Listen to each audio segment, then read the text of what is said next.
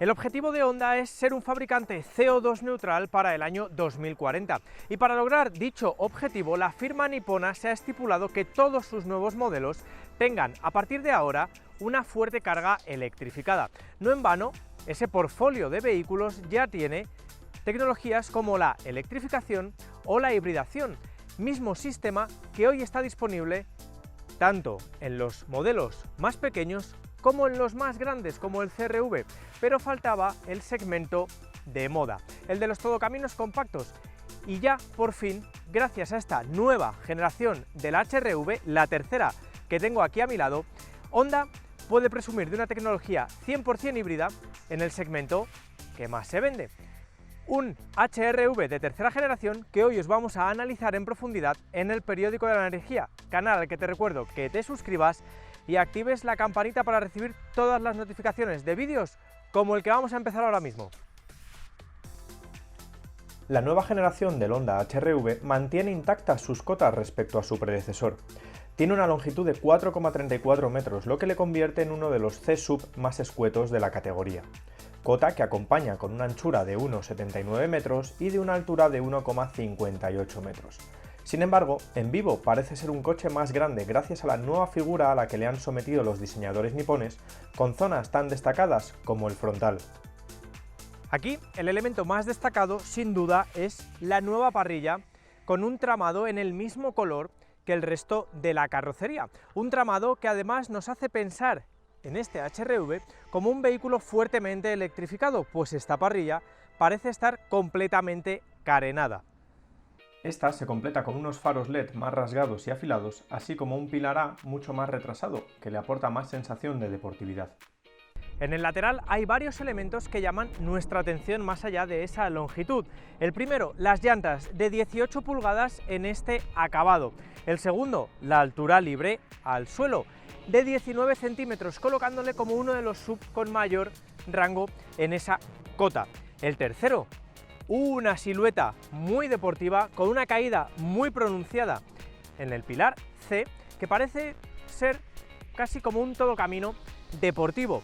Y el cuarto, sin duda, el hecho de que para enfatizar esa deportividad, los diseñadores hayan metido el tirador en el marco de la puerta.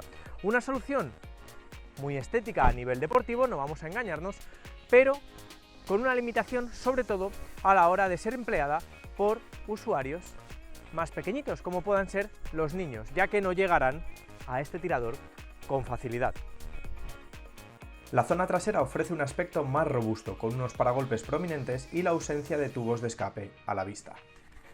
Aquí el elemento más llamativo, sin duda, son los pilotos traseros que se conectan mediante una tira de LED muy en consonancia con lo que se destila ahora mismo en el sector, así como una luneta bastante pronunciada que enfatiza ese corte deportivo.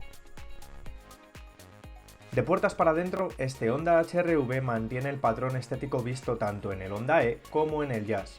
Su aspecto es minimalista, con todos los mandos fácilmente visibles y dos monitores que centran la mirada. El cuadro de instrumentos propone una pantalla digital con, eso sí, multitud de submenús en los que perderse. A su derecha, la pantalla táctil de 9 pulgadas incrusta la última evolución del sistema HMI, que según Honda es infinitamente más rápido que el empleado incluso en los dos urbanos antes mencionados. Se han simplificado sus menús, se han aumentado los atajos y se ha implementado la conectividad inalámbrica para los smartphones. El resto destila bastante calidad, con unos ajustes sólidos y elementos llamativos como los pulsadores táctiles para las luces de cortesía o el inédito sistema de difusión de aire que permite elegir entre un flujo directo o que abrace el habitáculo.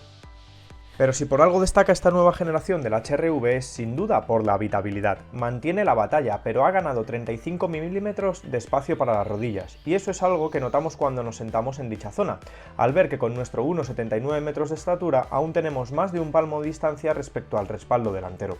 La altura es algo más justa, pues nos sobran solo 3 dedos, mientras que por anchura es infinitamente más recomendable que viajen 2 adultos a que lo hagan 3. Pero si hay una solución que determina y define sobre todo esta habitabilidad y además le dota de una gran modularidad, son los ya afamados Honda Magic Seat, una solución que permite plegar los asientos como si fueran butacas de cine para así disponer de un hueco de carga complementario en el que poner, por ejemplo, algunos enseres de gran volumen, esos enseres que no nos caben en el maletero.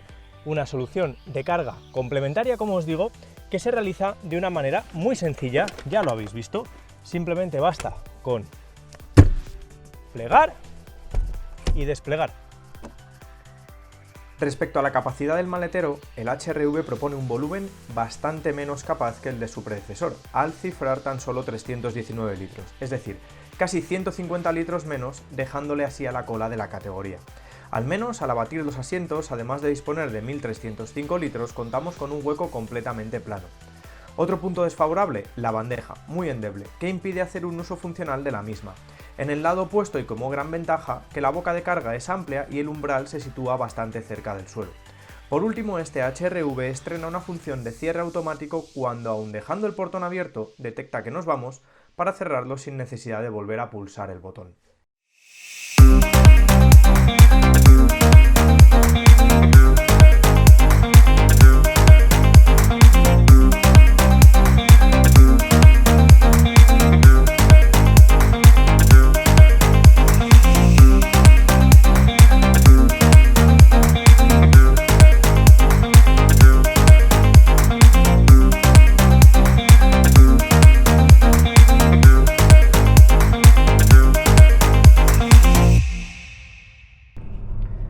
En marcha lo que vemos es una revolución también absoluta, porque esta tercera generación del HR-V ahora solo está disponible con una mecánica híbrida completa. Es la misma mecánica que emplea la firma japonesa en otros modelos, como pueda ser el Jazz o el CR-V, pero modificada para cada uno de los propios vehículos. En el caso de este HR-V tenemos una potencia conjunta de 131 caballos, que es curiosamente la misma potencia que tenemos con el motor eléctrico. Y es que el sistema eléctrico o el sistema híbrido de este HR-V está formado por un motor de gasolina 1.5 atmosférico de 110 caballos en combinación con dos motores eléctricos, uno impulsor de 130 caballos y otro generador para generar corriente eléctrica. Tenemos un sistema que funciona de manera automática, el conductor no puede elegir cómo moverse, me explico. Tenemos tres modos de circulación, el eléctrico, que es precisamente con el que arranca el propio coche y con el que nos podemos mover no solo durante los primeros kilómetros, sino hasta que la batería se agote. No podemos hablar de una autonomía perfecta en modo cero emisiones, porque lo que hace el sistema es optimizar ese uso del motor eléctrico en función de las circunstancias.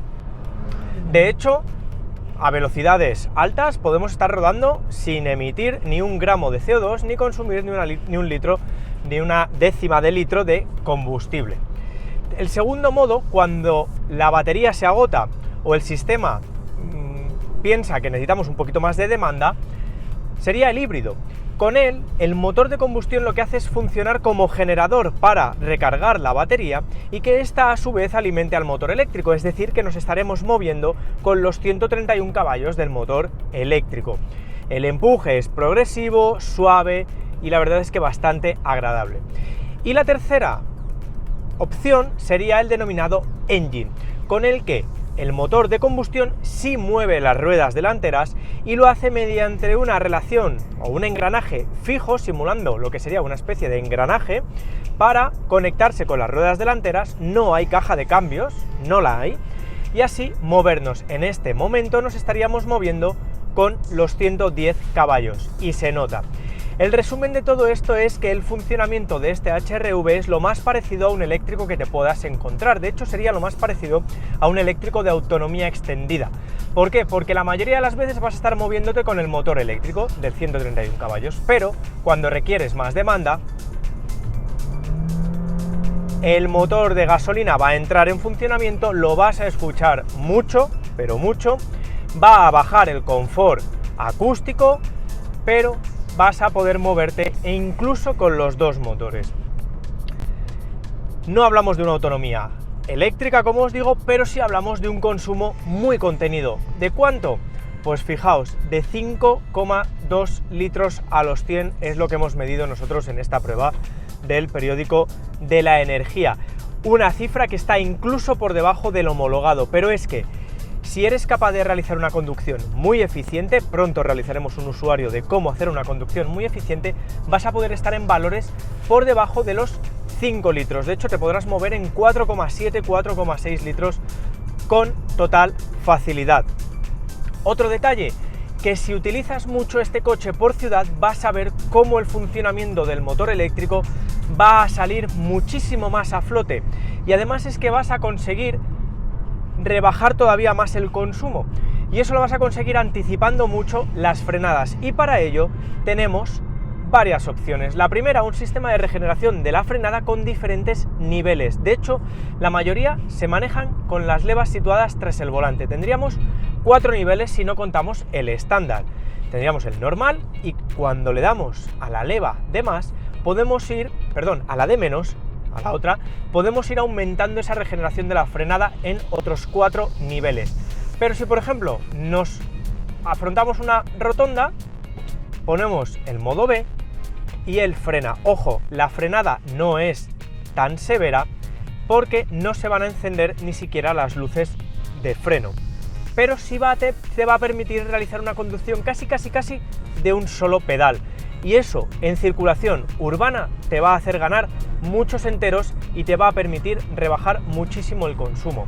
A modo de resumen, yo me quedo con ese funcionamiento prácticamente de eléctrico de este sistema, pero con una poca sincronía, es poquito el confort que tenemos cuando el motor de combustión entra en funcionamiento y te mueves solo con él.